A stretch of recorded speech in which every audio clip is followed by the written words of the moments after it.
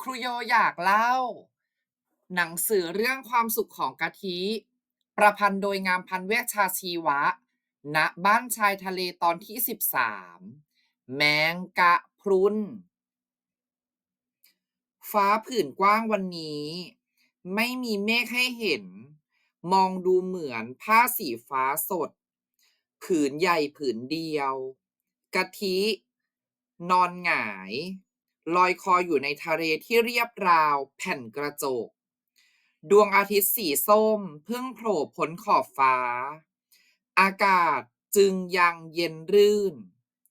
ที่จริงกะทิชอบลงเล่นน้ำทะเลตอนเย็นๆมากกว่าเพราะคลื่นจะถาโถมลูกแล้วลูกเล่าซัดเข้าหน้าเข้าตา ท้าทายและมีรสชาติกว่าการแหวกว่ายในน้ำที่แทบจะไม่ต่างจากน้ำนิ่งๆในคลองแต่นาดาไม่ชอบแม่ไม่ยอมให้กะทิลงเล่นคนเดียวกะทิจึงเดินต้อยๆตามนาดามา Morning Swim ตามที่ตาชอบเรียกเป็นภาษาอังกฤษมองจากทะเลบ้านหลังน้อยสีขาวตั้งอยู่บนเนินสูง มีรั้วเตี้ยกั้นพอเป็นพิธีเหนือเขื่อนหินที่ทำหน้าที่เป็นปราการป้องกันน้ำทะเลกัดเซาะ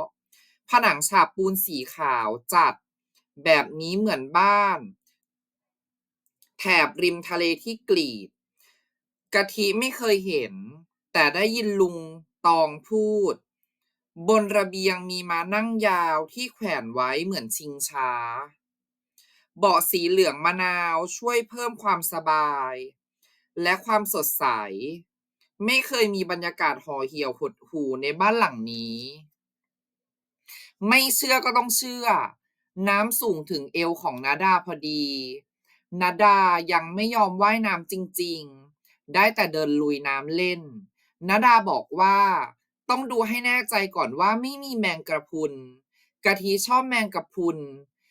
อยากให้พี่ทองมาเห็นจังพี่ทองต้องร้องว่าไม่เห็นเหมือนในชามเย็นตาโฟเลยแน่ๆเมื่อขึ้นจากน้ำทะเลและอาบน้ำแต่งตัวแล้วกะทิรีบไปบอกแม่ว่าชอบดูแมงกะพรุนลอยมากับคลื่นในทะเลแม่บอกว่าแม่ก็ชอบมองดูเหมือนร่มชูชีพกลางฟ้ากะทินึกไม่ออกแม่จึงหาในอินเทอร์เน็ตให้กะทิดูแมงกะพรุนดูสบายอารมณ์พิลึกยามล่องลอยอยู่ในน้ำส่วนบนที่มองดูเหมือนดอกเห็ดหุบานเหมือนร่มชูชีพของทหารตอนโดดลงมาจากเครื่องบินจริงๆเสียด้วยแม่บอกว่าอยากทำตัวเหมือนแมงกะพรุนที่เคลื่อนที่ไปอย่างไม่มีจุดหมายทั้งชีวิตที่ผ่านมาของแม่มีจุดหมายที่แน่ชัดมาตลอดแม้ในช่วงสุดท้ายของชีวิตตอนนี้ก็เหมือนกันคอมพิวเตอร์ของแม่ใช้เสียงสั่งงานได้นักการบอกว่าแม่ทำเว็บไฟล์เตรียมไว้ล่วงหน้าก่อนจะใช้มือทำงานไม่ได้แม่ถือหนังสืออ่านไม่ได้ก็ใช้วิธีฟังจากเทปแทนมีเพื่อนส่งมาให้จากแดนไกลบางม้วนเป็นหนังสือเด็กแม่จะชวนกะทิมาฟังถ้ามีหนังสือต้นฉบับกะทิจะดูภาพประกอบและอ่านในใจตามเสียงจากเทปแม่ชอบใจว่าเป็นการฝึกภาษาไปในตัวแต่ที่แม่ชอบมากที่สุดคือดูภาพถ่ายในอัลบัมด้วยกันเป็นรูปกะทิคนเดียวเกือบทั้งหมดฝีมือตาล้วนๆกะทิเข้าใจว่าตาส่งมาให้แม่เป็นระยะแม่จะขอให้กะทิเล่าเรื่องที่เห็นในภาพให้ฟังตาเรียกกิจกรรมนี้ว่ารายการข้างหลังภาพ คนนี้ครูประจำชั้นป .4 ของกะทิค่ะชื่อครูราตรีสามีของครูก็เป็นครูเหมือนกันนะคะแม่แต่สอนอยู่ที่จังหวัดอื่นครูทำเรื่องขอย้ายตามสามีไปตั้งนานหลายปีแล้วแต่ไม่เห็นได้ย้ายสักที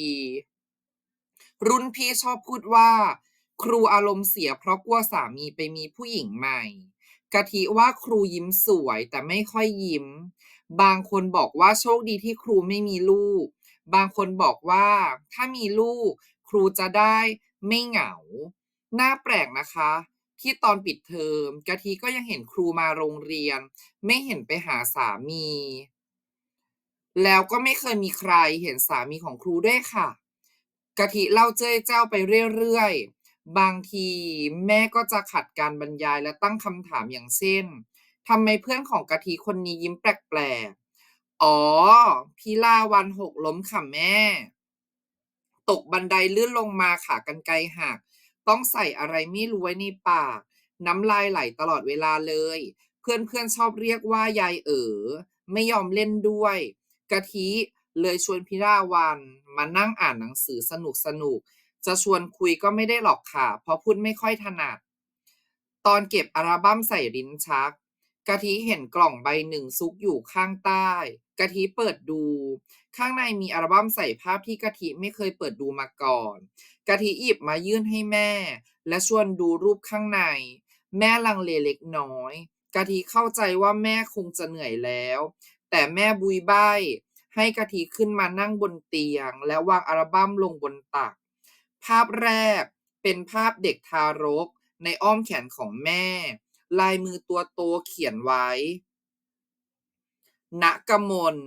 พจนาวิทย์14กุมภาพันธ์2536